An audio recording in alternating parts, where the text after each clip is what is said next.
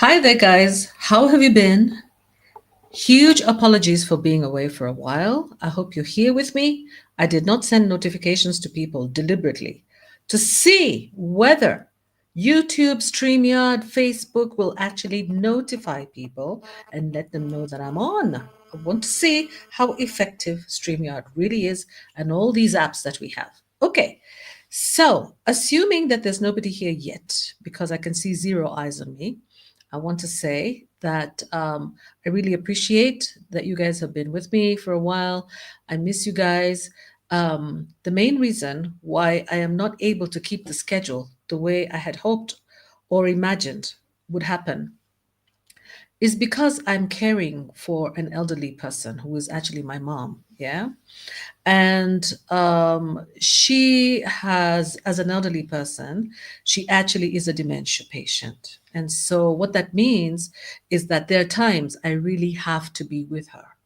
I really have to be with her, reassuring her, just watching out for many things. You know what happens when you get dementia is that you lose your memory, literally, and you lose you lose your short-term memory, and so you really need people who really understand you or who are there, who know you from the past, who know your likes, your dislikes, who can tell you whether or not you've taken your medications or not. So it's a lot, guys, it's a lot. So I really apologize. I'm hoping that at some point when the situation changes, I will be able to keep a regular schedule. But here is the good news.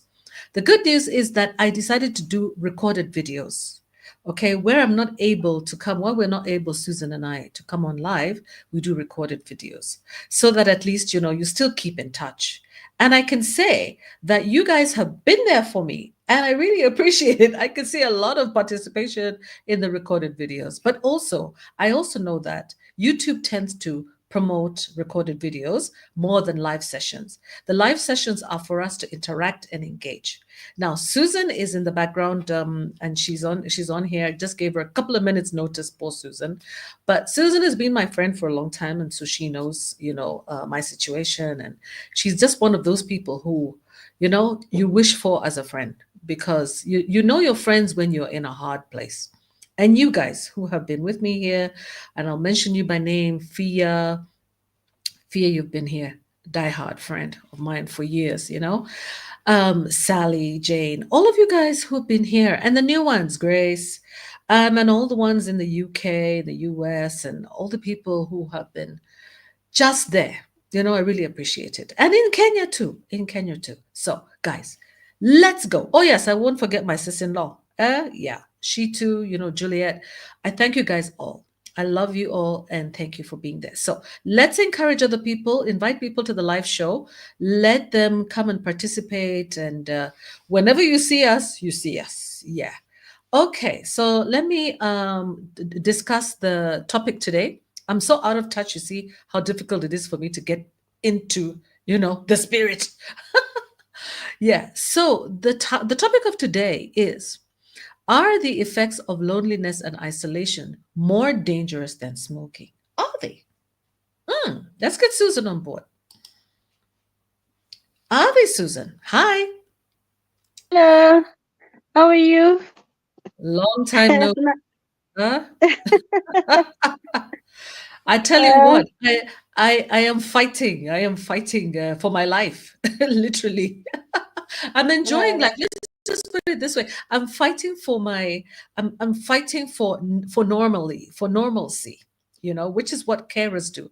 And carers are always kind of like always being pulled in the opposite direction into this direction, and you're like, no, I want my life back. I want my life back. And so it's very, very, very difficult. But at the same time, it's so lovely because you get to see who's there with you and who's going to stand with you. And at the same time, you realize you're not alone. Because when it comes to caring for dementia patients and people like that, I mean, people, your parents, especially if it's your parent, there's a lot of people in the whole world who are really going through it right now. Yeah. Gen X's, us guys, yeah. And the other gens, they're going through it. But at the same time, it's as difficult as it is, it's such a blessing and such an opportunity. It really makes you think a lot because now the roles are reversed. You're now the parent, and you have to take on parental responsibilities in a way, and yet you know you're not the parent and will never be. So, and the parent knows that they're the parent and they'll never be your child. So there's always this fight between the two of you. But on the other hand, I think it's good. I think it's good. It's a cycle of life. Yeah, it's just a cycle of life. Long-winded response to your question. Yeah. How have you been, Susan? I like your sweater. Yeah, we're Yeah.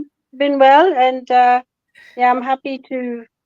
But I think many of us our age are in that space where we're you know, looking after elderly parents. So I can understand your challenges, and Yeah. many people, yeah. So yeah, and we put them first. They looked after us when we were small, so we're just returning the favor. Not Hmm. the favor, it's really like a duty that It's we a feel we duty. have to do. Yeah, a duty of love and labor. Hmm. Uh, and that's what family is about, really. It's just walking, going the distance with them wherever, whatever stage they are in life. And we're just happy to do it, actually. I also am with an older parent who's a friend, actually. We are, like Queen Mo said, our families are friends. Hmm. Yeah, so Hmm. yeah, we're happy to do it. It's not easy, Hmm. but we're happy to do it. Yeah. Yeah, actually. God bless It, you, Maureen, for the work that you and your siblings are doing. Looking after auntie, we don't take that for granted. Yeah. yeah, I really thank God for my siblings because I don't think we'd have been able to do it alone, as any one of us. Because grieving the loss of one parent and then having the responsibility of another parent, and then watching the other parent feel lonely, missing their partner, you know. This is one of the reasons why I brought up this topic. Are the effects of loneliness and isolation more dangerous or worse than smoking? I tell you, I have watched loneliness seriously. I've watched my mom go through loneliness, and it is heart wrenching to watch. When these people have been together for 60 years and suddenly one spouse goes away, hey, all they had was each other. All they had was each other, really. I remember towards the end, Dad was asking us, we would try to tell him, Dad, you need to go for your appointments. You need to go and spend some time in a hospital, or you need to. And then he says, and who's going to spend time with me? who's going to who's going to be there with me? And so the older you get as a married couple, it looks like the more enmeshed and bonded you become, as long as you have had a normal marriage. So I think it's harder and harder. The tear is more difficult. So anyway, but it is like we said, it is what it is. So, yeah. So, but basically, guys, thank you so much, Susan. Thank you for your understanding, and for all of you guys who have been here, wondering where we are, what's going on. We are here with the Friday show, and today we're talking relationships and literally talking about loneliness and isolation. There's a video that Susan shared with me over the week about bullying, about a child who was bullied and took the life of another child. Susan, would you like to explain that video a bit, if you recall? Yeah. Yeah. It's called Adolescence. It's a 4-part series. It's about each of the parts is about an hour long, and actually it's about a 13-year-old male child um, who unalives a 13-year-old female child who I think they were classmates in the same school. And like you said, there was bullying, but there's also the aspect of toxic masculinity in children. It's actually a very disturbing.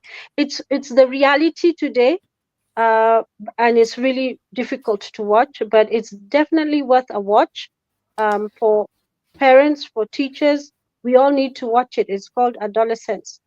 And as you look at it, as you watch it, you see certain themes in it. So it's very layered. So what happened is that there's this issue also of children self-exposing on videos on social media. So this young lady, this 13-year-old girl, she Mhm. sort of took a self. She did a self portrait of herself, A self-exposed selfie. from, the top part of her body.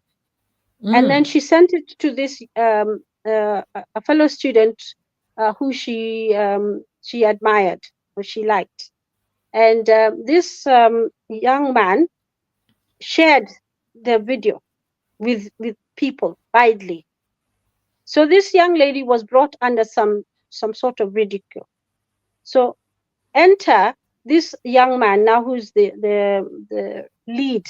He's a 13-year-old fellow, and he has low self-esteem in terms of, he says he's ugly.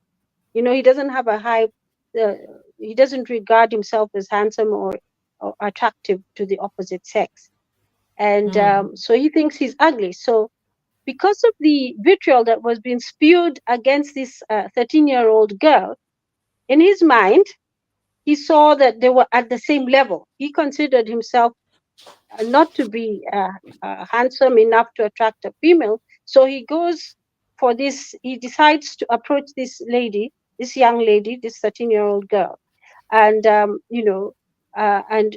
try to get into a relationship with her. But she was not interested, and her reaction was very cruel. So what she did, she posted something online as well about him, and used she called him incel. Incel is this is one of the groups that have come out as a result of toxic masculinity, the manosphere, and other associated sort of toxic masculinity social media platforms. The red The pill manosphere movement. in particular. The red pill. Yeah. Red pill. Red pill movement. Red Yeah, the pill. red pill Yeah. movement is when they see the truth, and the truth, of course, is not the truth we know in the real world. That's not the truth. This is just somebody who has manipulated the minds of vulnerable young men, and so it's even worse in the younger children. And what's shocking is that these young children have access to this information online. So this child was so influenced so much by this manosphere maneno business, and his view of himself was that he was ugly. Now, one of the things about this manosphere, it sort of says that 80% of the women go after 20% of the men.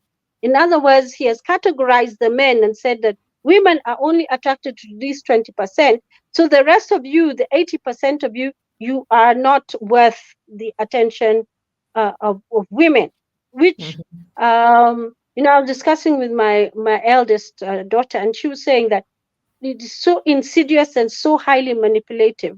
In fact, the wickedness behind Andrew Tate's theories, and which created this manosphere thing, are so wicked, because it's made men themselves not misunderstand the whole scenario of dating or relationships with women, and sort of see that you have to be of this type in order to be attracted Yes. attractive to women, which is all lies, because they never consulted any women on that.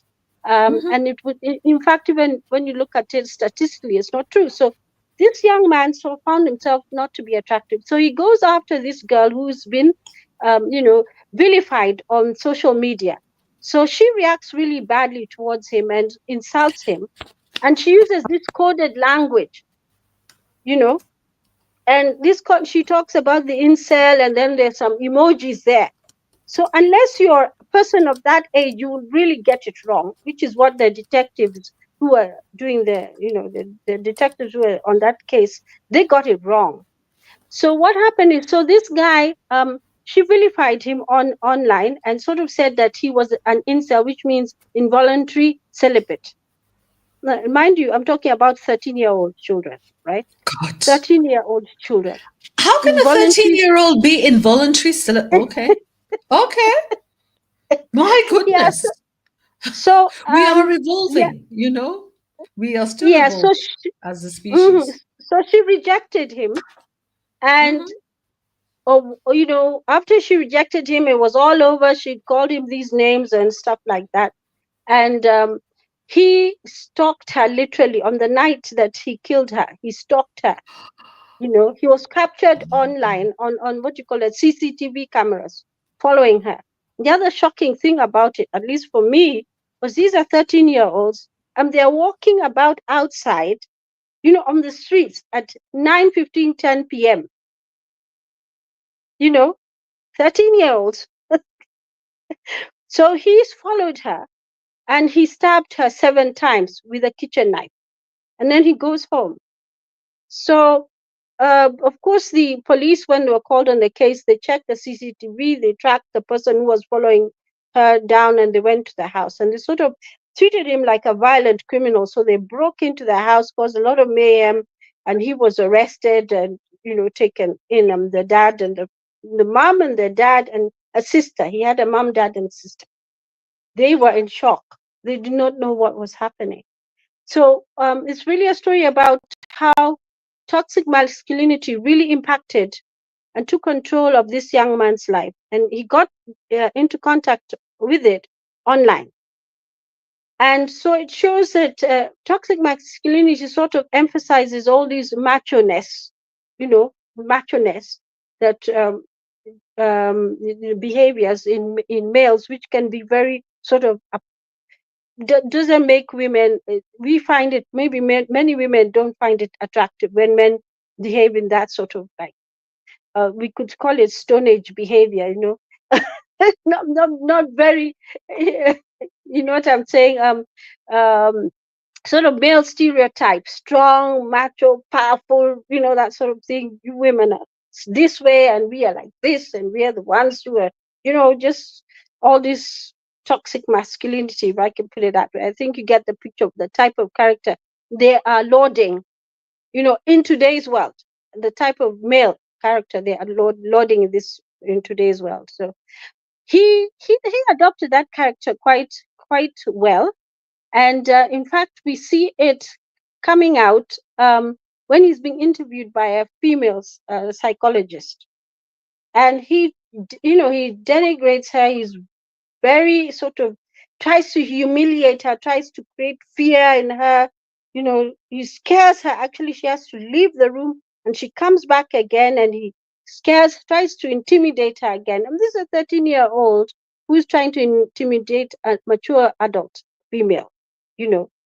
And this was all because of what he'd been exposed to on these platforms. Of course, he denied anything to do with the manosphere and said, "Oh, I'm not attracted to that. I'm not interested."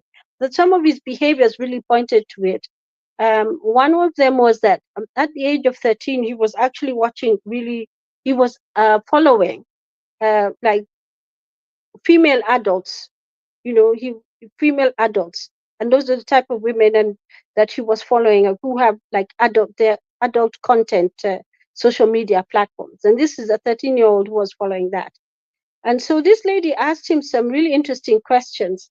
She asked him, how do you understand masculinity and how a male supposed to relate to females and stuff like that. And, you know, of course, he was a clever young man.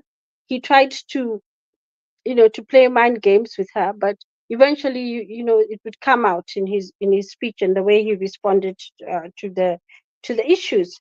And she asked him something interesting. She said, "Well, would you like a girlfriend?" Because now he was on his social media platforms, he was following these mature women, right? And he was making these very sort of aggressive comments that you wouldn't expect a young person to make, a young male to make towards an adult female. A 13 year And old, so, yeah. Mm-hmm. yeah, so she asked him, "So, you know, would you like a girlfriend?" He said, "Well, of course I'd like a girlfriend." So she asked him, "So what would you do?" And he said, "Well, we go to watch a movie." So she asked him, "What type of movie would you watch with your girlfriend if you had one?" And he said, "A horror movie." This is on a date, you know, watch a horror movie on a date. And then the psychologist asked, "So after the movie, what will you do?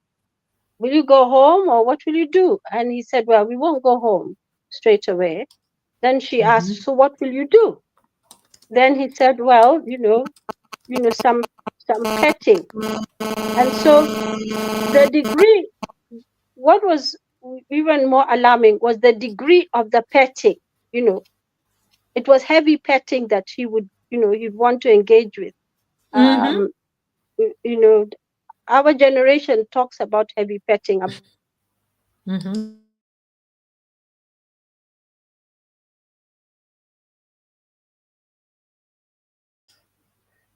Susan, you're hanging.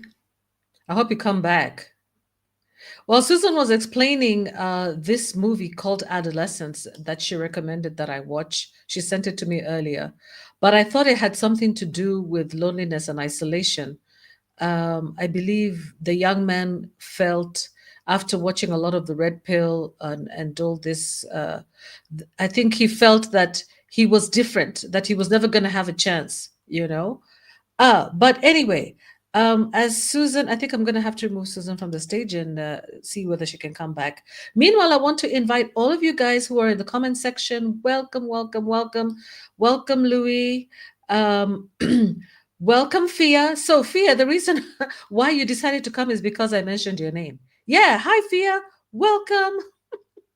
You're one of the reasons why I keep going. Rachel, welcome, Rachel. Lovely to see you there. And of course, Louis, wonderful. And Louis, you come in, guns blazing. You have so many interesting comments on here. Yeah. So we were talking about the effects of loneliness and isolation, and Louis is diagnosing the problem because he says that he was living. What did he say? He traveled to Mexico, right? He says, after coming back from Mexico, this is what Louis says, after coming back from Mexico, I see loneliness and isolation are products of living in a diverse cultural environment. Okay. And then I asked him, so what do you mean? And Louis says, living in the province in Mexico, everybody eats the same food, listens to the same food, listens to the same music. I think that's what he means, and has the same religion. Everybody knows each other, friends and family, and everybody listens to the same music. Yeah, that's right. And then he said that in the short time that he was there in his dad's province in Mexico, there were about five weddings each, even though there's no money and no stable jobs, young people are getting married and having families. So I just joked with him and I said, we should all move to Mexico. Huh? Don't you think, you guys, we should move to Mexico? If people have no money and are getting married, and in all our countries, including in Africa, here in Kenya, many people are holding off marriage because they're saying they don't have money. They don't have money to get goat wives. We call them goat wives because there's a certain dowry you have to pay to get married, right? And so I asked him, are you suggesting that people live in homogeneous groups, segregation? And he said, I'm not suggesting it, but I'd like to give it a try. And Louis says, I'm suggesting giving it a try to visit our parents' native home, native hometown, country, province, and land. I see. Okay, I see what you're saying. That we should do more to visit. If you are from countries, if you have your parents in different places, you should try to visit, I guess, your families, which would be probably in a village setting or a more homogeneous setting. Like if you go to Mexico, everybody's speaking Spanish, I believe, or Mexican. I don't know what they're speaking. Yeah, they're speaking. And then there's somebody on here who says, Classy J. Hi dear, finally found your amazing channel. I've been waiting for you to send me the link. Oh, I'm so sorry about that. I'm so sorry that. Why is it that our channel just doesn't show up? Anyway, you're very welcome, Classy J. Karibu sana. Welcome. I hope that you received the link now to the channel. I think I'm going to have to look for the link to the YouTube channel also, so that I'm going to look for the link to my YouTube channel and put it here so that you guys go and subscribe, and then you'll know what's going on. Yeah.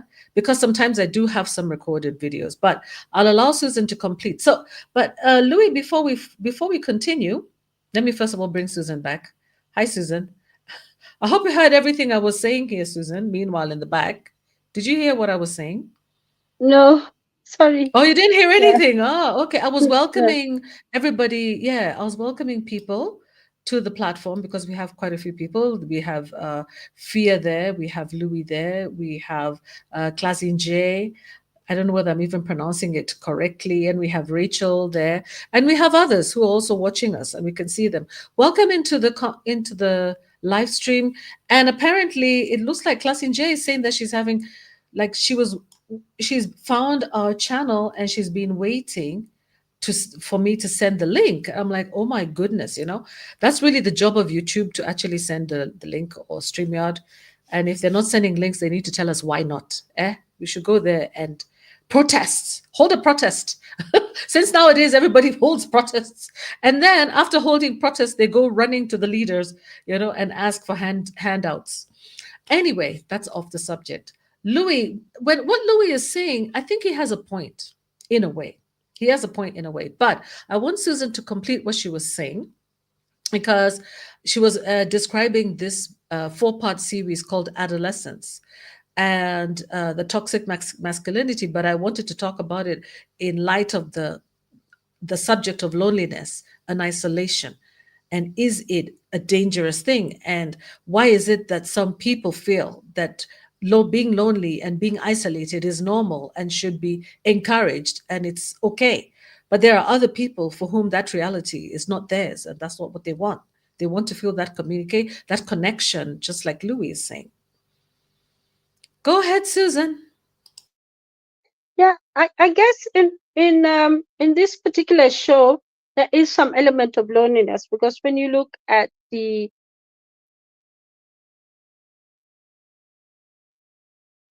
way that isolation, you find this a friend of the girl who was unalived. She was saying this girl was her only friend, and she felt isolated. In fact, she reacted very, very aggressively and attacked the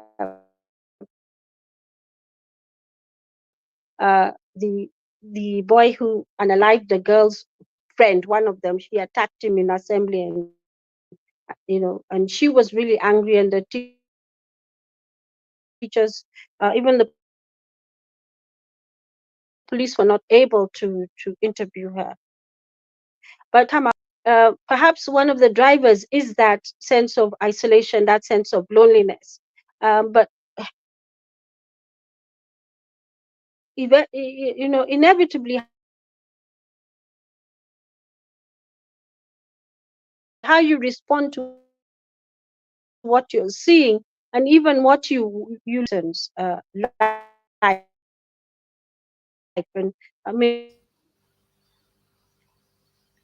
Okay, Susan, you need to maybe even correct you need you're hanging, you're going up and down again.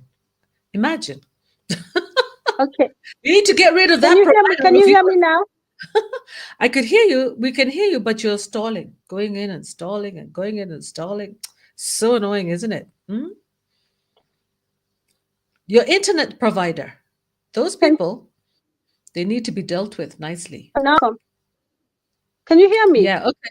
Yes, we can hear you, but there's a bit of interruption. So maybe what we could do is wind up a little bit quickly so that we can move on. Yeah, I was just making that connection with the loneliness issue, because Mhm. No, can't hear you now. we see that there's lots of bullying Okay. in that. Can you hear me? Mm-hmm. Not really. Not really. You still need to fix it. We Yeah, can hear you, but what's happening? There's a breakup. You're breaking up. You're breaking up. Breaking up. Breaking up. Yeah. Internet issues. Oh, I see. I guess this must be Florence. Okay, this must be Florence collection. Such an amazing topic. Yeah. Today, let's talk. We talk real things, man. We're talking about loneliness, isolation. And like Susan said, there is an element of isolation in that movie because, of that reaction by the girl who was Anna Life's friend, who Susan just told us reacted really violently or really aggressively because that was her only friend. This idea of having an only friend, that means there's a breakdown of community, there's a breakdown of society. And so when you have a friend and you lose that friend, that's like your only friend in the whole wide world. To make a new friend is really difficult. And like what Louis is saying, when you're living in fact, most of these cities, like, for example, London, New York, Nairobi, all these cosmopolitan cities where there are people from all over. They're actually they seem vibrant, but you can actually feel very lonely in the midst of so many people. Yeah, isn't that true, guys? Yeah, the loneliness epidemic is real. You don't feel a connection with your neighbor. You don't even know who your neighbor is. Actually, apart from maybe if you have a very organized neighborhood where you know your neighbor, but you only know them maybe just because you all pay the security guard at the same time every month, and maybe you meet up and you agree what your service charges are going to be. But I mean, that's a very superficial way to get to know people. We're not talking about getting to know you individually, to know your issues, to know how I can be there for you, how you can be there for me, you know, and like even having sharing meals together, knowing each other's children, each other's maybe looking out for each other if maybe you need to quickly run and visit your relative or a friend or be away for a week. You know that you can call your neighbor and who is your friend or somebody within where you work and live, where you live, to watch out for your house. You know, we've lost touch with reality, and there's so many high expectations for friendships nowadays. That's how I look at it. It's like, most people want to associate with people who are like them. That's the problem. That's also another issue. If you're not at my class level, I don't want to be around you. If you're not my age, then, oh, what am I doing with you?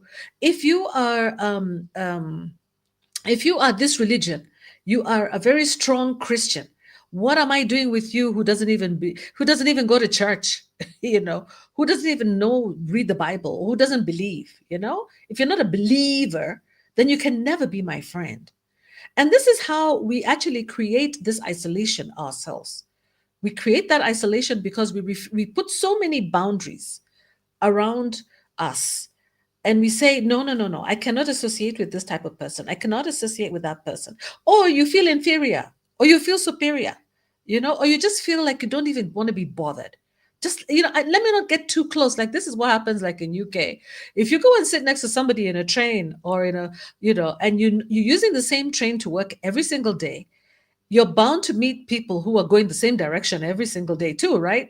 So at some point, faces will become familiar. One time you're going to find yourself sitting next to this person, but before you know it, guess what they do? Susan, you remember what they do? Huh? One of the things that I used to see women doing a lot. This is what men do.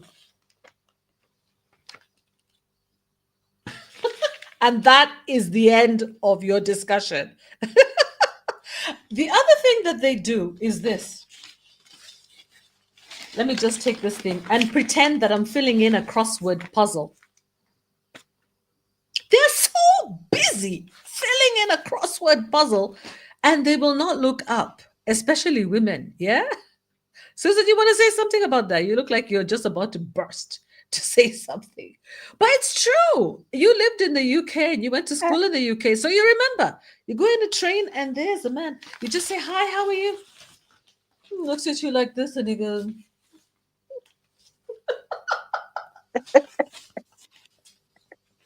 You know, I, and I then had they a very dare say interesting that they are experience. lonely. They dare say they're lonely. I was on the train back from college, and I was going into London. Uh-huh. So some people got onto the train, and I was reading a romantic novel, and it was really funny. And I was reading it, and didn't realize that the fellow next to me was also reading my book. So That's funny. so it was funny. I mean, whatever was happening on that particular page, it was really funny. So I was laughing, and he was laughing too. And then I realized that he's reading my book. It's not as if there's some sort of movie screen on the back of his chair, or in front of yours, and that you can see that you're watching the same movie. I mean, this guy is actually looking over your shoulder and reading the book and laughing out loud. Okay, now that's a mental health issue right there, I'm sure. Kabisa. Well, I like that person anyway. At least maybe he was just trying to get your attention. He probably liked the way you were No, laughing out loud. It's, See, you missed out the part of people reading your newspaper over your shoulder. You're reading it in the train or yeah, whatever, and people are reading your newspaper. So I was reading a book, so he was reading my book too. He didn't yeah, laugh out loud, but you can tell somebody's he was laughing, chuckling. just from the movement of the body. Yeah. So I looked at him, and then I realized that actually he was reading. I was laughing, and then he was reading my book. So I swear, Susan, you're too much. that Yeah. was funny. Yeah, That is and hilarious. That's one way to beat loneliness, take an interesting book on a train or a bus and start reading it and laughing really loudly so that everybody no, wants to know what it is that you're laughing at. FNN collection says, I feel like sometimes we are conditioned by our own upbringing. That's really true. And she's also laughing yeah, just like you. Yeah, it is a lot of conditioning. It is a lot of conditioning. I think a lot of people are so self conscious about themselves. What will people say if they get to know what I think? What will people say if they know that I'm not educated up to this level? What will people say if they realize I'm a single mom and maybe they might think that I'm asking them for yeah, help? What will people say if they realize I'm not married and I'm talking to this person, this couple? The woman might not like the fact that I'm talking to her husband. What do people say? We have so many complexes. They actually come in the way of us creating friendships. And I always say to myself, try to identify things that will help you to break the barrier to communicate with another person, especially when you're living in the cities, big, large cities. Try to identify something that will break that barrier. I do that all the time. I always catch people off guard. I will always find a way to compliment a person or to help them. If I want to make friends, because I'm also a little bit sometimes shy. So what I would say is I'll look for something good in a person. I'll say, oh my God, I love your hair. Can you give me the name of your hairdresser? Okay, okay, some people don't like doing that, yeah? Or like, who did your hair? Then you watch them. You see if they want to share, if they don't want to share. Some people go, oh yeah, absolutely. And then you find that this person is a really bubbly person and they're more than happy to share information with you. And even to, now you see you have exchanged information. Hmm? Another thing that one of the biggest great icebreakers in the UK, especially, is people who walk their dogs. Many people walk their dogs. And I tell you, dogs and children are wonderful icebreakers.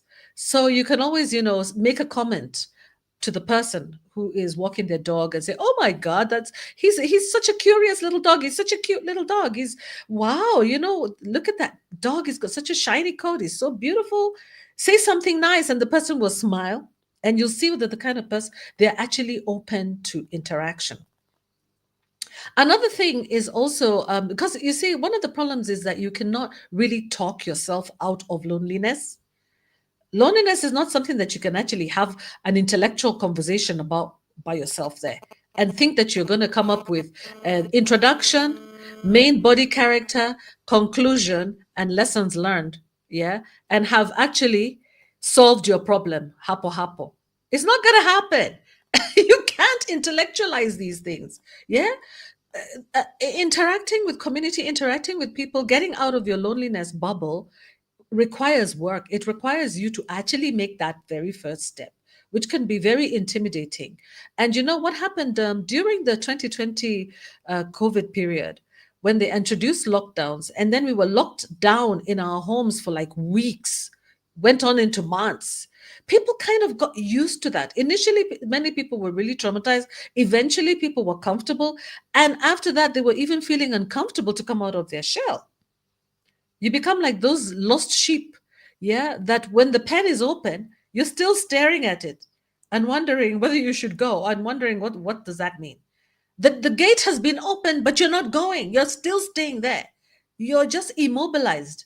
And again, sometimes also what happens is that if you go through a traumatic period or you go through a period of change, maybe you're going through menopause, or maybe you've had a baby, or maybe you're not well, you've been sick, or maybe you've gone through a period of depression or a difficult period where you've either lost or gained weight.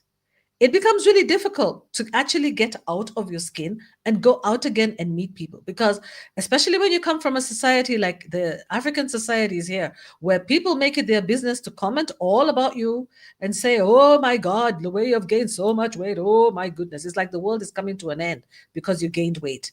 Or, oh my goodness, are you eating? What's wrong? Why are you looking like this? What happened? Or you hear people talking in the background. You hear somebody said something about you. I think it gets to the point where you say to yourself, look here, me, I'm not interacting with such people, because not everybody's like that. Just don't interact with those people. I think some of us, one of the benefits of being older is that you've been through so many experiences with different types of people that you know that there are certain characters in society, and you can almost like lump them up. Yeah, you know that these ones are gossips, these ones are doers, these ones are sayers, and those other ones don't care. So you know the ones that you can engage with just almost immediately. You become a good reader of people's character. And FNN Collection is saying at some point you even try to come to comfort yourself by telling yourself that you're an introvert.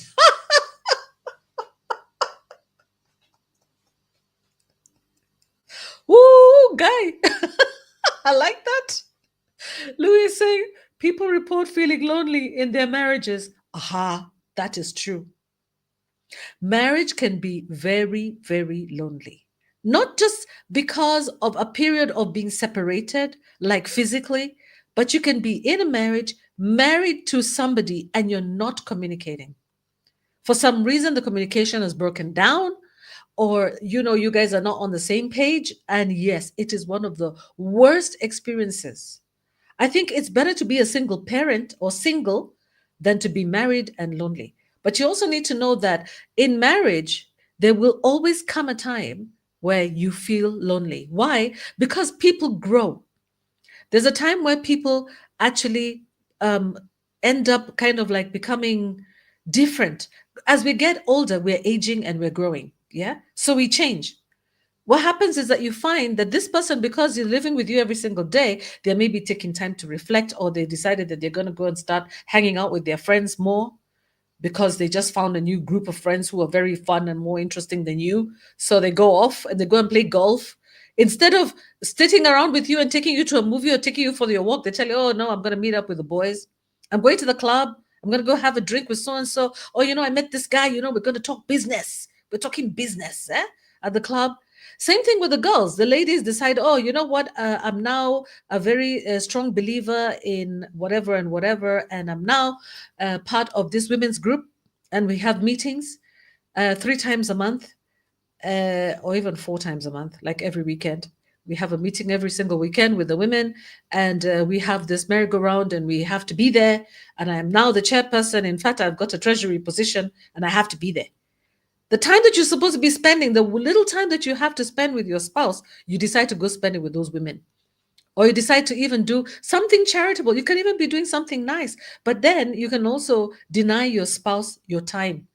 Or you can just decide to shut out. You can grow away, grow apart. And it can be really, really difficult. Really, really difficult. I've seen it happen. I've seen it happen. Yeah, I've seen it happen.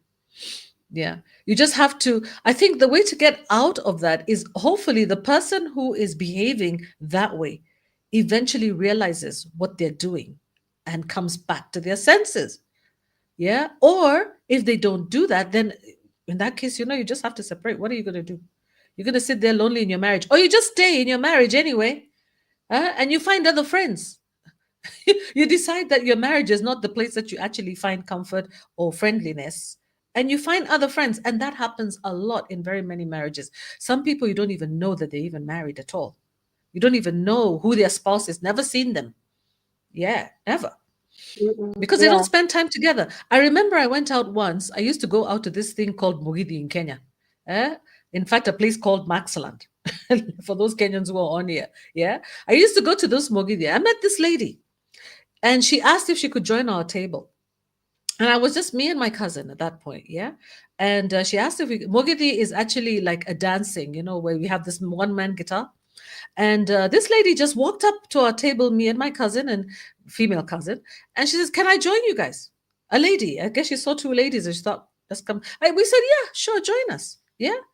And so we're like, oh, okay. We kept dancing, going to the floor, dancing, having a good time. And at some point, she told us that she's married. And we're like, oh, really? Okay, interesting. So your husband is where? At this point, it's like maybe 1 in the morning, and she's like, we're like, oh, and your husband is, and she says, oh no, he's in a different club. No, he goes to a club. He goes out. I go out. Yeah, and then we meet at home. I like what? Yeah, that is their marriage. That is how it works for them. Yeah, it works for them. So he goes out to his club, she goes out to her club, she goes and does her dancing, and they meet in the house. And that is supposed to be what? Is that supposed to be loneliness in marriage? And she says, well, they just kind of grew apart, so they have each of them have their own life, including entertainment. They do it separately, but they meet at home. Yeah.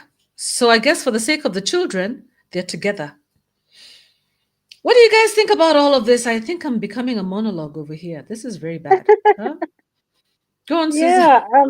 Yeah. Yeah, I was just going to say another reason, another situation where you can find loneliness is when you're facing divorce or divorced, and also loss of a loved one. When you're widowed or you're a widower, you find the friends that used to surround you, have all disappeared. Likewise, when you're divorced, all the friends that you used to have around you, if they associate more with the other spouse than you, they just walk away and you remain isolated.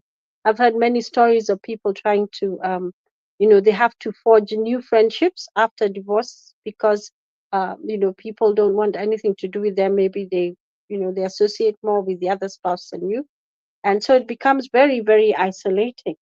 And just to just link up that movie Adolescence, perhaps one of the drivers that led this young man into the manosphere, and even to get so absorbed in the internet world, was that loneliness, because in his view that he was not attractive to females, he was not this, and it was exacerbated by the manosphere theology, ideology that 80% of women are attracted to 20% men, and that men are supposed to behave in this particular way, be forceful, be strong, be this, be that, and handle women in this sort of really negative way. And that sort of gave him a sense of self-esteem. And one of the things that causes loneliness is low self-esteem. Like you were talking about, being able to just make new friends, talk to people on the train, talk to this and that, just get engaged and be really proactive. They're not able to do that because their self-esteem is really low. And for whatever reasons, it's really low. And connecting it also to the effects of loneliness and isolation more dangerous than smoking. There's actually a study that has been done which says the health risks associated with prolonged loneliness and social isolation compare with those of smoking up to 15 cigarettes a day. And there's some research to that effect. In fact, I think the US surgeon in 2023 said that loneliness poses health risks as deadly as smoking. So, I think it's just something to give the comparison and really to show how dangerous it is.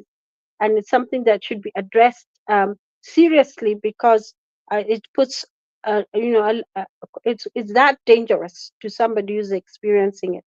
And one thing that they talk about to cope with it is really to build your self-esteem.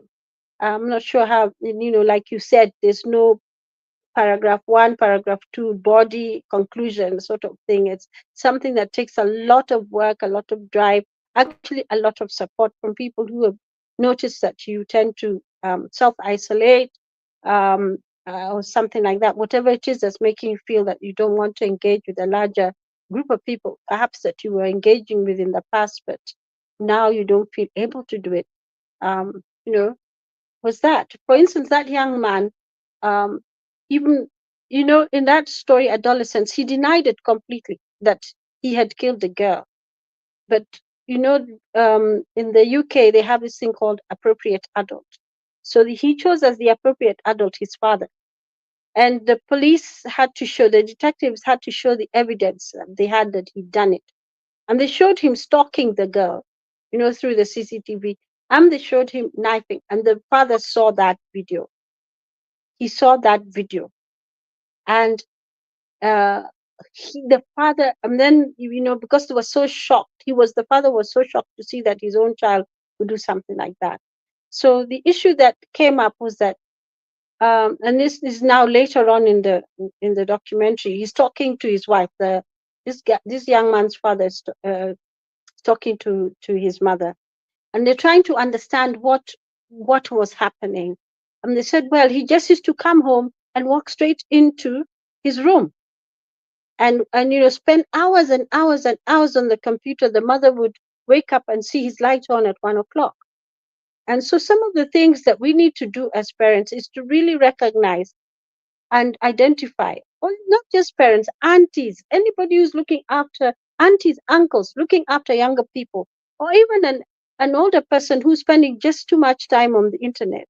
You need to find out, what's really happening there, not just leave things alone, because it could end up in something really disastrous happening. Not just to that person, but maybe to other people around them.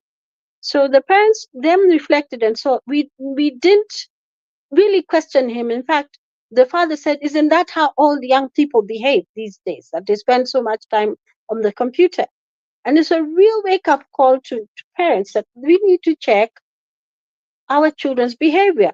If they're experiencing this isolation, this loneliness that is driving them to find a community which is online, and that's a false community that is online.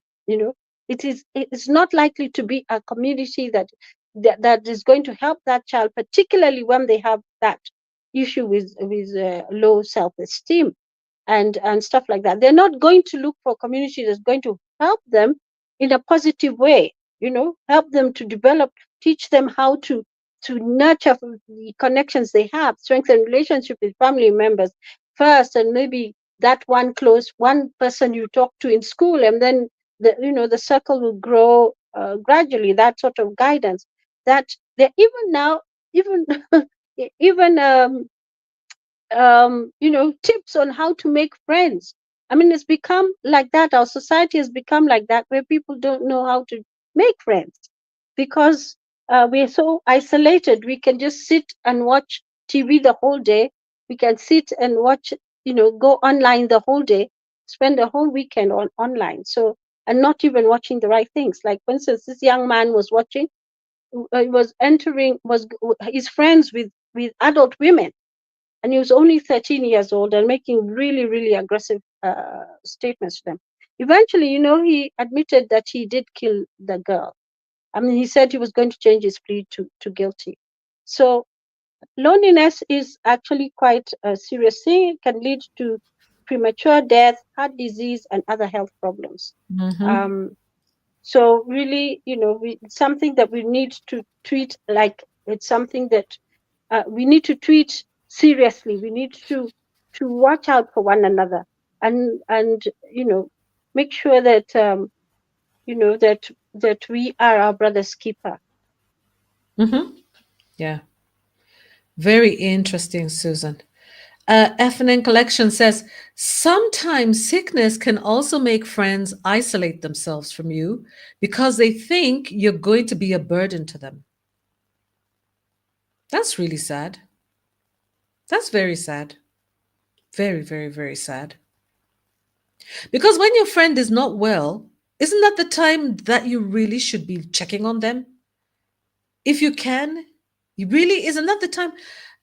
Gosh, sometimes it's not just the money. It's just you just saying a positive word. Do you know, this is what I believe about human beings and generally the world. This is what I think. We are energy. We have so much energy, and it's our energy that we live off each other's energy. We take energy from the environment takes energy from us. And when someone is unwell, if you come in with a lot of energy, the person can actually take some of your energy and use it to heal themselves. Do you know, I really believe that we give each other energy. And I believe, for Susan, she would say prayer. Yes, prayer. But prayer is a type of energy. Yeah.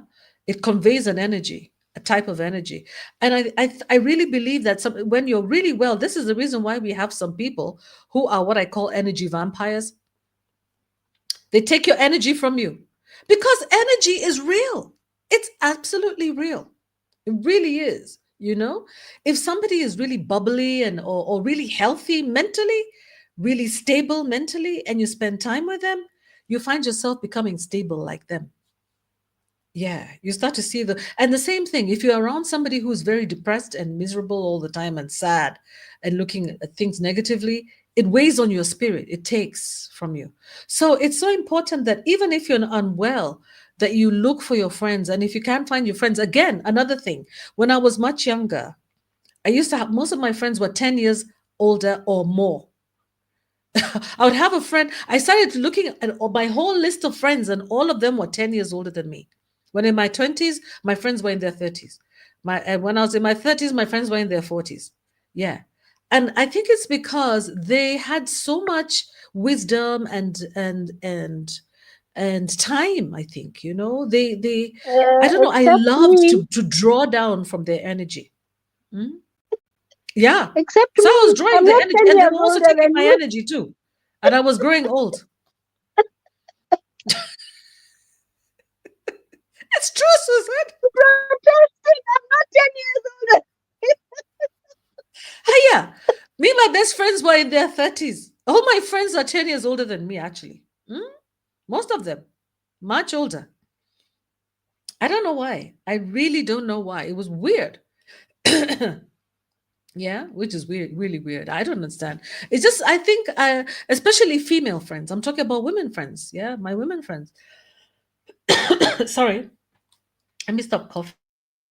Yeah, you're right about the energy, the vampires. They're very exhausting people to be around, and you really need to avoid those because they can make you feel even lonelier. Yeah, it can make you feel very lonely, and isolated because they're just exhausting to be Some around, people, and I when think you're they with. exhausted all their positive energy and now they're coming after yours. I'm telling you. Hmm? They're coming after yours. Watch out. Watch out who you give your positive energy to. Yeah. All right. Now let me play something for you guys so that you can let's all learn from the internet. I know it's a bit late, but tomorrow you can sleep. Let's listen. I hope that you can see this. Full screen. Do I even remember how to do this way? You gotta learn to love yourself. Oh, shut up. Just shut up. I'm so tired of this. Look, I'm just trying to help. I know. I get where you're coming from. That you've got to develop a relationship with yourself because most moments in life are spent alone anyway. Right. Okay. So isn't it worth... But here's the capital T truth that you don't appreciate. You can't think your way out of loneliness. Any more than you can think your way out of a broken leg. We need human contact. In the same way that we need sunlight. Without it, we wither. And look, you can dress up that fact however you like. You can do all the therapy, sort out all your issues, get the best attachment style they have available. But it's not going to change the fact that when you get home at the end of the day, you'll be confronted with it. Loneliness. And much like total darkness, there's no texture to that feeling. No intrigue you can find within it. There's no substance. It's just an absence. Some people are perfectly happy alone. But that's not me, is it? Why can't you just accept some stark realities without having to put a spin on it? It makes these conversations so difficult. I just don't see any point in sitting in melancholy. What if all the philosophical repositionings you offer me are actually just psychological coping mechanisms? Just a cover-up, a nicotine patch. You know, some people deal with loneliness through TV, movies, music. And what do? Rationalization, self-talk. They're all just supplements. Doesn't mean what you think is wrong. Makes you wonder how many philosophical and psychological problems came about just because someone needed a hug, huh? Why are you so quiet? Yeah.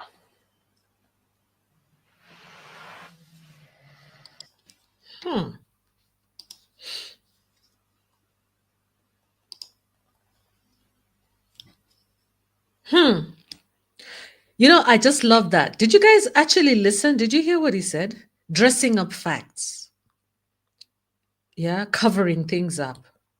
Yeah. It's basically what he's describing is the invalidation of people's feelings and trying to give people solutions that don't make sense.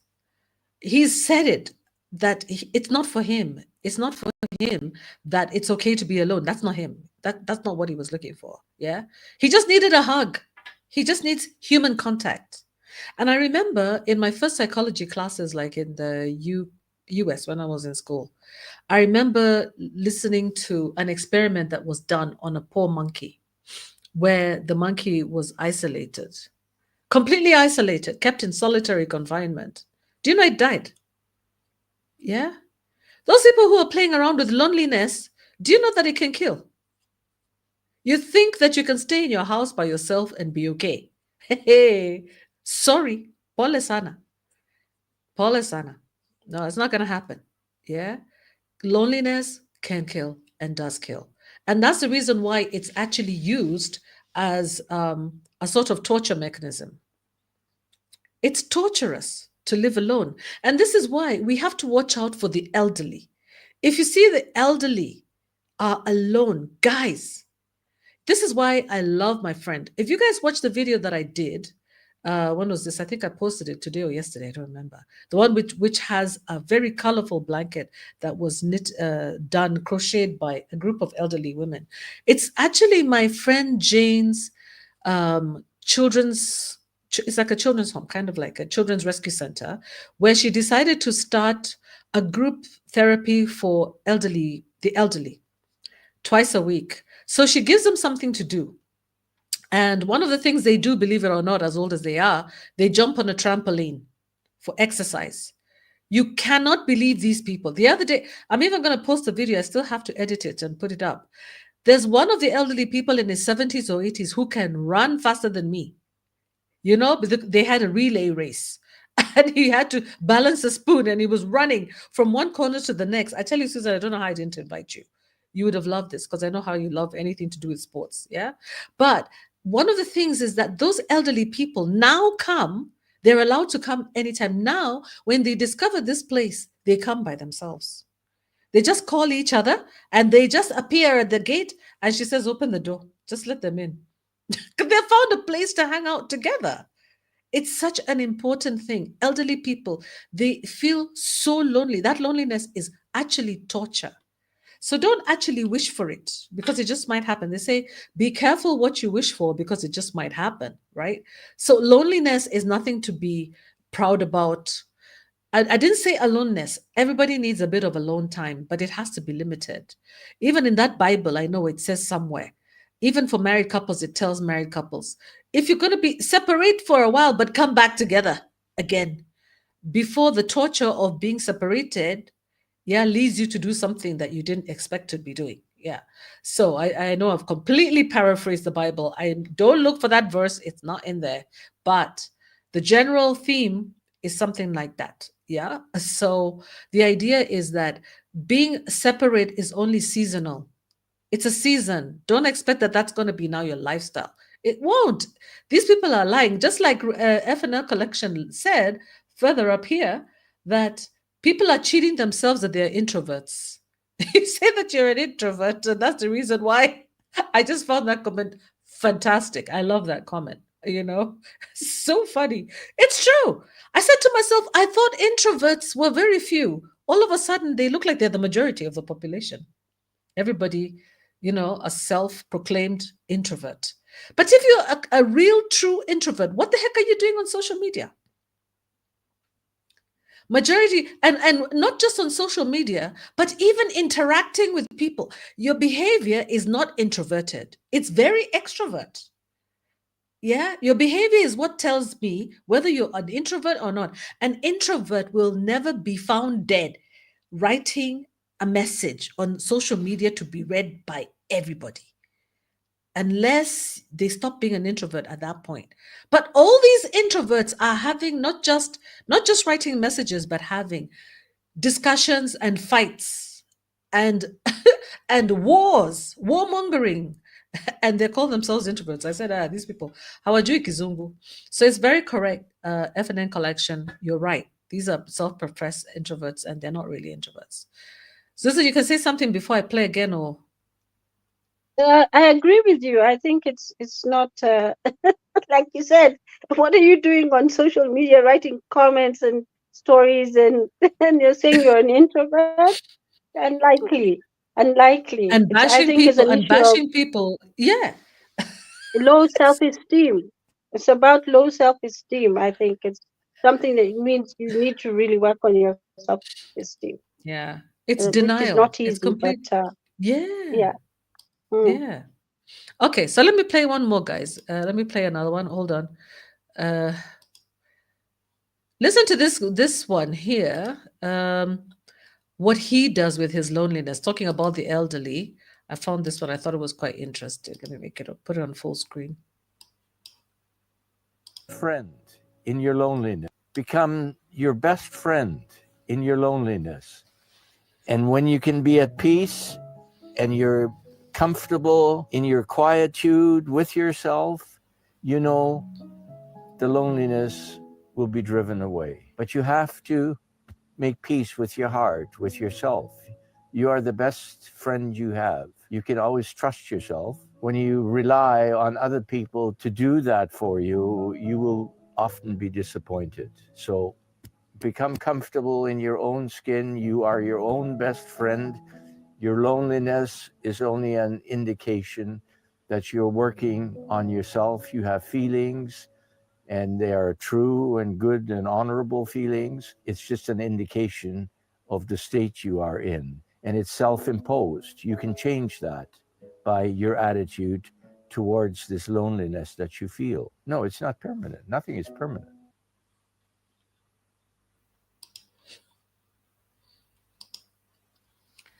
Okay. That was quite interesting. He kind of got me a little bit confused, but towards the end, I was starting to agree with him. At the very beginning, I was like, he says that it's self-imposed, it's not permanent. So, like we were saying, it's seasonal. Being alone, or is seasonal. At some point, I can understand from his perspective as an elderly man in the West that he probably has very few interactions with people, and this is a coping mechanism that he has employed, where he befriends himself, and he says to himself, I am my own best friend, and he validates himself. Maybe he felt invalidated before, but then also he tells himself that this is not this is not a forever situation. This is just temporary. Very sad to watch. And to know that if you live long, the longer you live, the more opportunity we will have to deal with loneliness and isolation. And I was thinking about it because also looking at my mom, who just lost her hubby, now she's alone, spending time with people that she would normally not spend time with all day. I realized that one has to learn to become friends with people at different levels, not just at your level.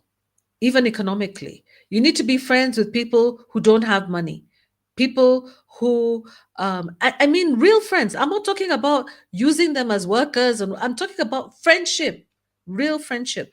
Build friendship with people who are at all levels of society. Build friendships with people who are, you normally would not be building friendships with. This is before you grow old. It's like, creating a bank account. They always tell us to save money, but you also have to save friends. You need to know which friends are here and which ones are going to be there for you. And you'll be there for them too, because it's reciprocal. Yeah. That's the way I look at it. Yeah. So why don't I play another one here for you? And let me play another one here for you. I thought this one here was invalidating somebody's views of loneliness. Ebu, listen, I don't know what you think.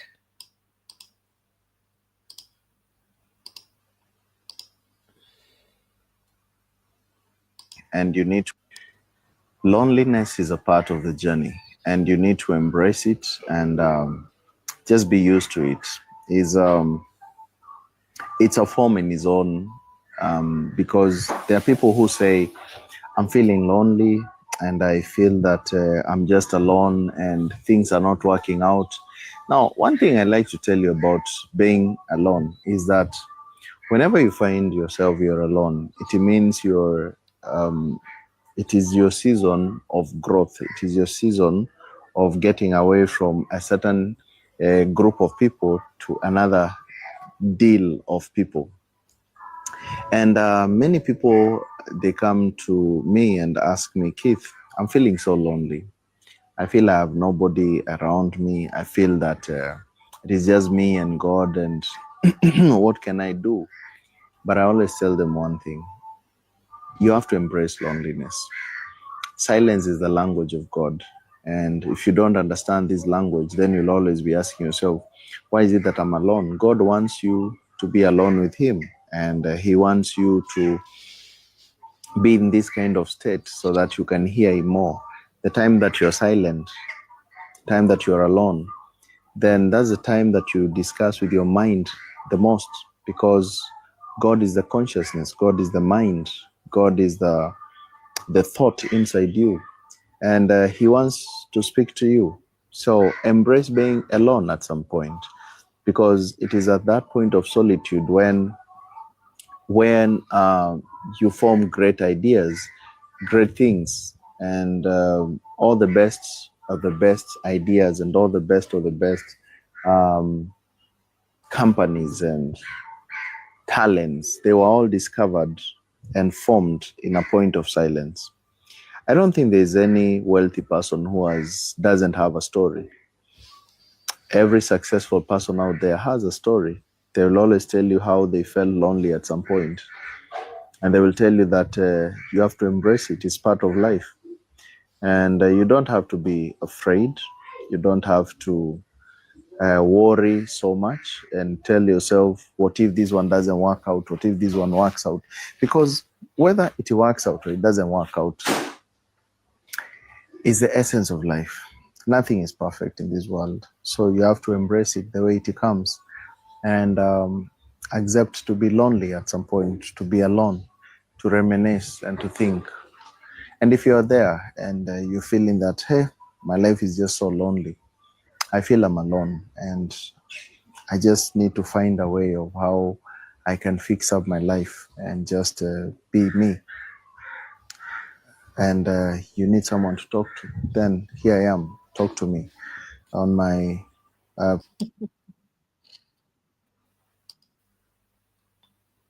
Yeah, I just want to comment quickly. Yeah, Susan, I please. think, I think the last video you've shown, there seems to be some mixing up of the concept of being alone and loneliness.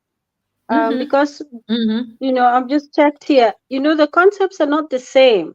Alone is sort of something that you choose to do sometimes. It's voluntary. You've chosen to self-isolate for some reason. Maybe it's to think, maybe it's to heal, maybe it's to come up, like when we do retreats, you actually separate yourself voluntarily from people so that you can come up with strategies and stuff like that. Whereas loneliness is a different concept altogether. So I was just checking, and it says that while both alone and lonely relate to being with others, without others, that's while both alone and lonely relate to being without others, alone describes the state of being physically by oneself, whereas lonely is an emotional state of feeling disconnected or isolated, even when surrounded by people. So he seemed to me to be, talking about solitude, self-imposed solitude, because you want to think, mixing it up with the concept of loneliness, and then it not coming out very clearly about what his message is. But with regard to it being a part of life, that we go through seasons of when we experience loneliness, which is not voluntary, as opposed to being alone, like you said earlier, aloneness. It's true. I think we all go through it, and it's just for us to build that resilience to be able to go through that period of time, whatever's going on around us. It could be loss of employment where you feel isolated, you don't have money and stuff like that. So you can't do things with the people that you normally would be doing stuff with. You can't invest in stuff that you normally do with your friends because you don't have the money to put in, and that can cause some sort of like isolation or loneliness, because you can't, there's some things that are limiting your activities, even things like when you're a victim of abuse, whether it's domestic violence or other violence or any abuse or harassment, even in the office, not being able to talk about it because maybe the person who's perpetrating it against you is somebody who has some sort of authority over you. So you're afraid of the fallout or the consequences, or even that people will not believe what you're telling them, that this person actually has done ABCD, or this person has been doing certain things like that.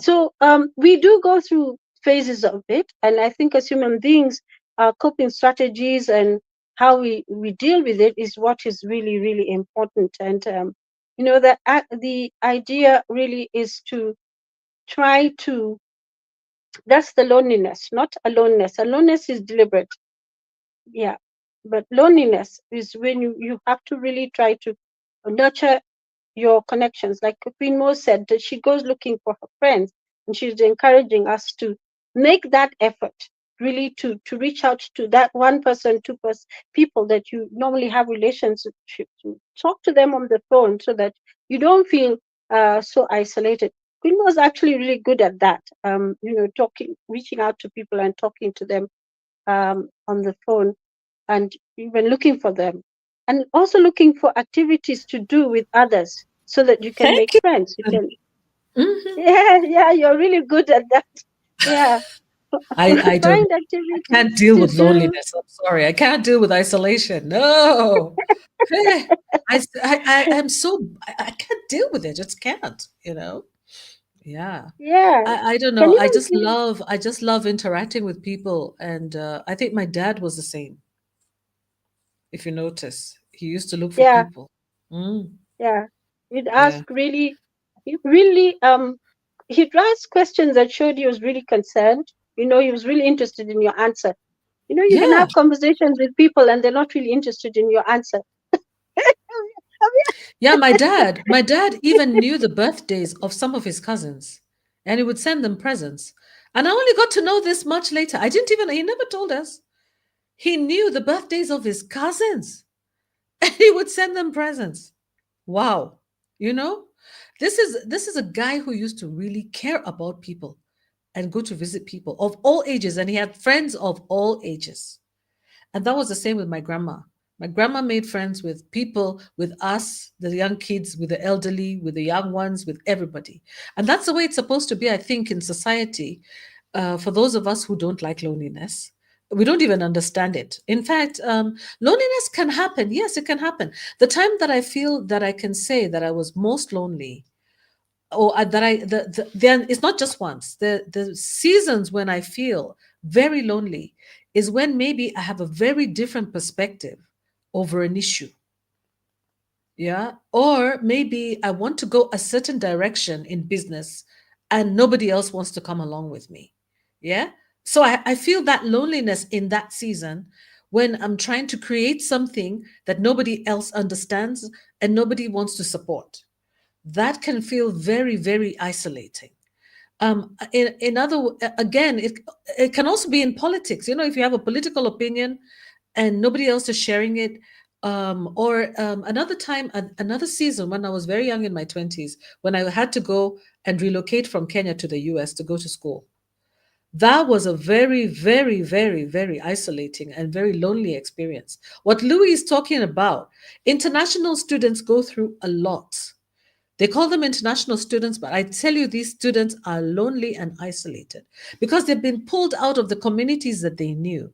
Yeah. So I remember when I used to I used to have a specific spot in the library where I would sit. And guess what I would be doing? I would be playing scenarios in my mind where I'd be thinking how lucky the Maasai women are in Kenya. I'm in the coldest part of the US in the Midwest. It's snowing outside, although there's the sunshine coming through the window. It's white outside with snow. And I'm actually reminiscing and wishing I didn't listen to my parents and wishing that we were not a developed country, wishing that we were actually living in traditional African society where I could just be part of a harem of women, should we say, one of many wives, who could just take my water gourd and hang out with my friends and go and get water from the river. This is what I used to play these scenarios in my mind, because they used to show us, we used to see videos of traditional, or we've even seen them, the way they show all these what they call uncivilized societies, where we have one man with 10 wives. And I would think to myself, I would rather be one of the 10 wives, than live this isolation, because it was too much. I couldn't deal with it because I'm in a new country.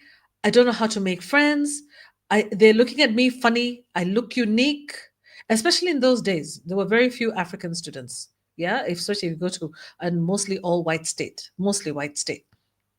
So you feel very isolated. And so you start to think to yourself, oh my goodness, the problem that we have is development. What was it for? What was the point of this so-called civilization? I would have preferred to be living. So I started to actually wish that I could go back to my country, and actually not just go back to my country, but abandon everything I ever learned and just go back traditional society, which even my parents did not have growing up. Because my parents, came from Christian families. So what that means is that each one man, one wife. So my parents are both not from polygamous families, right? So they themselves did not experience that. But I wished I could experience that rather than experience the loneliness that I was feeling when I was in the US as a new university student. So what I want to say is, yes, you can go through seasons of loneliness. And yes, it can be a learning experience. And yes, you can use it to shape your future, or to shape, to sharpen your focus or whatever it is. But the biggest mistake would be to minimize the experience or invalidate it and pretend and assume that there's, that it really isn't there. And then you start shifting that focus. And you start thinking to yourself, well, everybody feels lonely sometimes. You're being too sensitive. Maybe I'm being too sensitive. Or you become overly positive and think, oh, let me just think happy thoughts. Let me just think, oh, it could be worse. Or you decide to become avoidant and or uncomfortable with the whole issue of loneliness. And you say, just like Effany Collection said, you change the subject, you make a joke of it, you brush it off, you consider yourself, actually, you're not really an extrovert, you're really an introvert. You actually view loneliness, feeling lonely, as a sign of weakness and of failure. You look at people who say they're lonely and you think that they're failures and they're just weak people. And the reason that they do it is because, as Effany Collection said, it could be the way you grew up, conditioning, cultural conditioning, where you idealize independence and you think that being self-sufficient and being, not needing other people, not being a needy person, and admitting to loneliness, you see that as being weak. Not needing other people be something up there. And then when you need people and you feel like you want to interact with other people look at you as weak. Like, what's wrong with her? Why can't she be comfortable by herself? Confusing independence with dependence, confusing independence with weakness. Or dependence on other people for interaction, with weakness. Many people are very uncomfortable with loneliness. They don't know what to do with the pain of people who are lonely. They don't know what to say to them. And I think in many instances, the best way to deal with loneliness is to talk to somebody. If somebody says, I feel so lonely, I feel like I don't have any friends, I can't make friends, the first thing to do is to acknowledge, it's true. It's not easy to make friends. It's really not. What have you been trying to do yourself? What have you done to try to make friends? Or why is it difficult to make friends? And then move from there, try to understand what the root cause is and deal with it from there. Offer some suggestions on how they can, try to reduce that loneliness. Some people say, go and join a club, go and join a gym, go and join this and that. But really, that's not really the way. I think the way to manage loneliness is actually to, first of all, deal with your insecurities. Deal with those things that are inside you that are creating barriers to meeting other people. Okay. Again, this idea that, we're living in a very fast-paced world, so we want to make instant friendships. One needs to understand friendship and community actually comes with a lot of pain and investment and a lot of disappointment. So it's a trial and error thing. Yeah. And it takes time. You need to invest your time and energy in people. You have to believe in them. You have to agree to be disappointed by them sometimes, because life is not a straight line. And you yourself will also disappoint people sometimes. And that's just basically it. It's just about running the way we learn to walk. You learn to crawl first, then you walk, then you run. Yeah. And then as we get older, you go backwards again. Yeah. You start crawling again. You start walking. You were running, then you start now walking, then you start crawling. Eventually you sit down. Yeah. So what I'm saying is you need to know, how to connect with people and not connect in a shallow way. Try to connect with people on a deeper level. Try to get to know them in a very deep manner, in a deep way. And one of the ways to do it is to be trustworthy, to keep their secrets. If somebody tells you a secret, let them not hear it from another person because you actually went and divulged their information. That's one of the worst things. Don't participate in gossip, dirty gossip, painful. There's talking about someone because you're trying to fix an issue or you're trying to see how to help them. Then there's talking about someone just for the sake of talking about them, to degrade them, to denigrate them, to make them, to try to make yourself look better than them, to make them look bad. That's one of the worst things to do. That's, it's a betrayal of the confidence that they would have in you.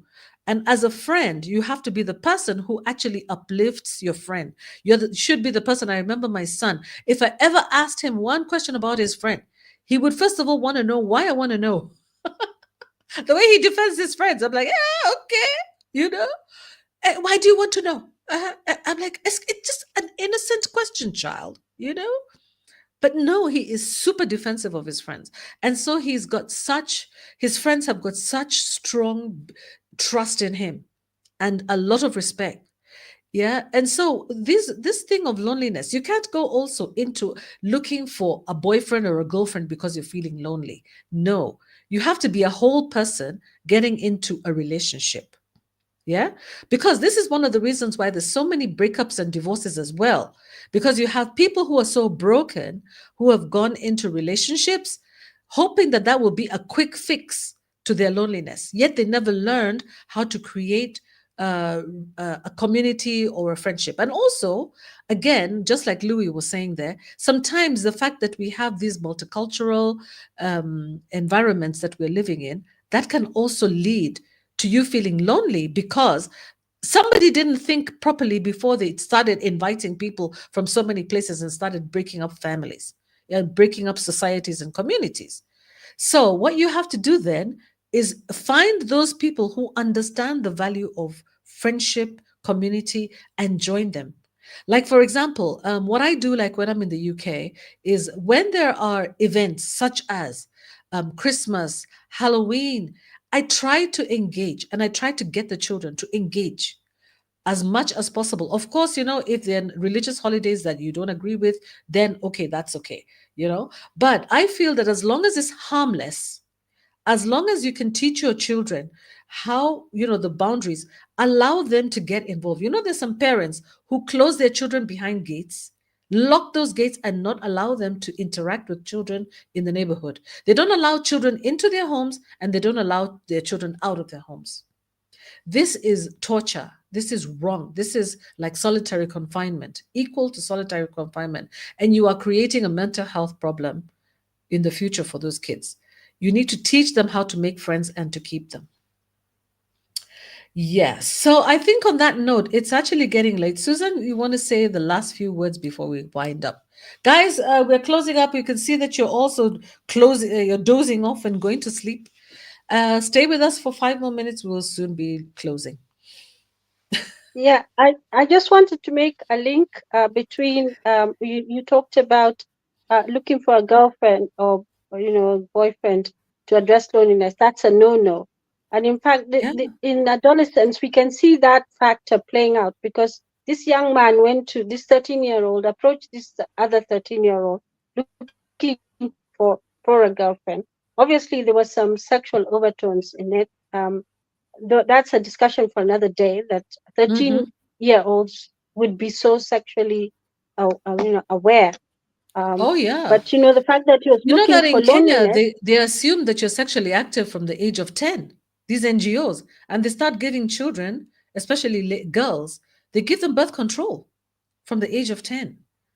It's Yeah, just crazy. Yeah. I've gone actually to some conferences where these girls are protesting. They're not happy about Uh-huh. it, and they Uh-huh. spoke out really strongly. But that was many years ago. But they Yeah. said we don't understand why we are being given these, and we don't ask for them, and we're not engaged. So, but they were being forced down them. I mean, they were being given by force by their parents and all that. So Yeah. just making Yeah. that link there, that is looking for a girlfriend or a boyfriend to cure your loneliness is not the answer. As Queen Mo said, it is really your issue of you Or a need to wife or a address. husband. Yeah, you need to address the underlying issues, the Yeah. issues of self-esteem. Those need to be addressed because even if you get into a relationship, you can still be lonely in a relationship. So as long as you've not addressed the issues that cause you to feel lonely. Um, you know, one of the things I came across which I found really interesting was that of how to cope with loneliness, and is when you learn something new, because it does occupy your mind quite well, and something that you've chosen to do, whether it's learning how to paint or draw or something like that. um Nobody's judging you because nobody's really seeing what you're drawing. You can draw these awful pictures, but it's still, you find it entertaining, and you love it, and eventually you will draw something right. And like Queen Mo said, life is Drawing not awful pictures. yeah, you've not seen some paintings. And anyway. Susan, it just brings to mind, when they talk about actually this is an abstract painting. The abstract. This is not It's the abstract painting. This is rubbish. no, to the painter, to the author of that, it's not rubbish. And so Oh, it's come on. learning something new. So rubbish. I want to encourage us all to learn something new. And in the course of learning something new, you learn more about yourself, and you might find somebody else who's learning something new, which is similar to what you are learning, and then you can make a connection as a friend. I'm not talking about just make friends in that way, because you have similar interests, so you just find yourself bonding. And like that gentleman said, one who said, "Oh, don't give me this program." The first one, I think, was some sort of conversation of him in different. It looked like in the different one. He was wearing the black T-shirt. The more realistic person saying, "I don't give me that. I mean, don't tell me that about loneliness. That it's okay to be lonely. It's not. As far as he's concerned, it's not okay." And then his other self is there saying something else, and for sure, just picking up something new to engage yourself is will help you, I think, through some of these things. You learn to color, you learn to do things you always wanted to do, but you could never do them. It's an opportunity. Life is not a straight line, for sure. I mean, it goes round corners, up, down hills. It's like walking in Karura Forest. You go round and round and round and round. Or climbing Mount Longonot. I'm just talking about geographical features in Kenya. Those type of feats. That's how life is. And it's really, you have to take life by the horns, get the bull by the horns, and really try to face it. But of course, if you have low self-esteem, you're not able to do that. So it's important for us to find ways to address that, because that is one of the underlying problems of loneliness, and not being able to cope with it and finding yourself in that perpetual state of it. Because like we said earlier, everybody experiences loneliness at some point in their life. You have a different ideology from everybody else. You could have been isolated last election when you were voting for, you were voting for somebody else different from the rest of your family. There was a lot of that happened during that period. But at the end of the day, at the end of the day, anything can make you feel isolated or lonely, but we must learn how to deal with it and respect one another's views, and really rise to the occasion. So life is not a straight line. And answering the question, are effects of loneliness and isolation more dangerous than smoking? The research shows equal to, as, not more, as, because the effects of loneliness can be equal to smoking about 15 cigarettes a day, which is plenty. If I'm not wrong, is that almost a full box? I'm not sure. I'm not sure it's a full pack of cigarettes, but that's plenty of cigarettes to smoke in a day. And is that dangerous? Any So we smokers in need, here who would like to tell us whether 15 cigarettes is a pack? Some of us are not smokers. yes, we don't know. Yeah. Well, Wow. it's plenty. As far as we're concerned, one is plenty. One Yeah, one is is a lot. plenty. This Yes. reminds me of the day when we're supposed to be winding up, but it reminds me, I think it's because of how much I've missed everybody here. It reminds me of when I stole a cigarette when I was a kid, and I thought I was really smart. I went to the toilet. Guess what? I stole the cook's. Okay, we used to have this guy who was hired as a cook, and he used to smoke. And I went and took his used cigarette. Me, I was telling my God, I was so naughty. And I went to the toilet and I locked myself in there and I lit it and I started smoking. Well, I just puffed. The way I almost died in there, the coughing that went on. Everybody was coming banging on the door. They were so worried. I tried to put it in the toilet. It refused to flush. What I went through, the trauma, the coughing. I couldn't even see where I was. The whole place was just smoke. I was in there, coughing. And now I couldn't even open the door. I was scared because I'd locked myself in there. And now the chef was so mad. He was so pissed off. He's like, what are you doing when you take my cigarette? I think I was in standard 4. And I remember I remember he was a very, very tall man. Very tall. Well, everybody's tall when you're a kid, right? But he was a very tall man, and he didn't do anything, but he lectured me about smoking. And that was the end of my smoking. I never tried it again. I think I was in standard 4. Yeah. Imagine stealing the cook's cigarettes. Those days, we used to have this. Okay, when I talk about the cook, it sounds like we're the richest family in the world. No. In Kenya and in Africa, we always have people. Most people have people. Even cooks have cooks. Even people who are workers in your house also have workers at home. What it means is that there's always somebody helping you to do stuff.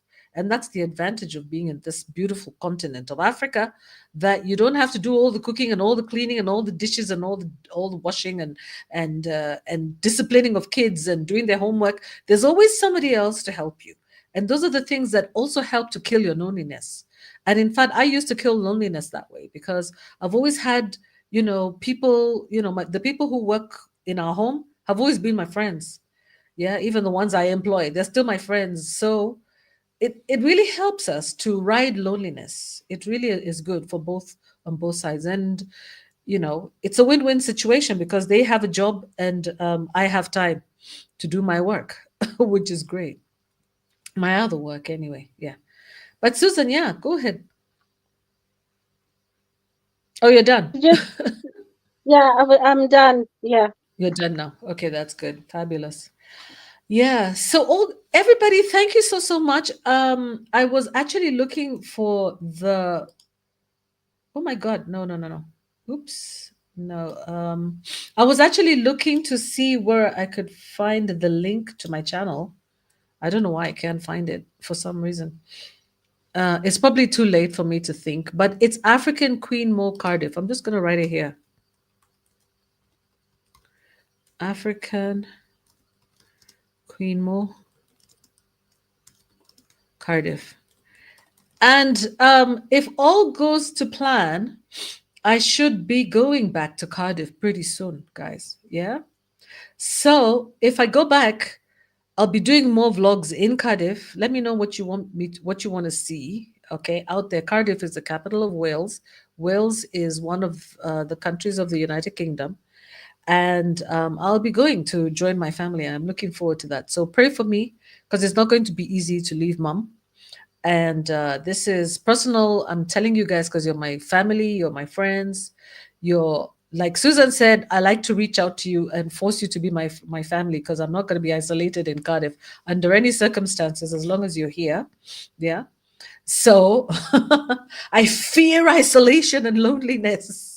So I don't want to leave the ice. I don't want to leave where I have company, but I know I'll have company there and I'll be somebody's company. So anyway, I want to pray for anyone who is away and feeling lonely and isolated. I know we have made it kind of a bit lighthearted. It is a serious issue. But we want you to know that it's in your hands. You can make a change. You can reach out. And even if you have one or two friends, they might be more important than having a whole bunch of friends. Yeah, it's better to have one or two very close friends than to have like 10 people who you're associating with and thinking they're your friends and they're not. And another thing I didn't talk about is the fact that some friendships are seasonal. In some cases, you might have to drop some friendships and pick up other friendships. They do run their course. This is something that I didn't know about, and it can cause a temporary loneliness like you've never felt because you've been with this friend for so long and now you have to drop them and move on to another person. It can be really hard. So during that period, just trust that, things will go well, but show an interest in other people and they will show an interest in you. It's just like that. Yeah. So have a good evening. Thank you so much for watching. Thank you, everybody in the comment section. Fia, Louis, FNN Collection. Thank you so, so much for your participation, for your collaboration. It was lovely chatting with you. Thank you so, so much, Susan. And have a good evening and have a good day. Have a good weekend and see you soon. Toodles. Bye-bye. Bye-bye.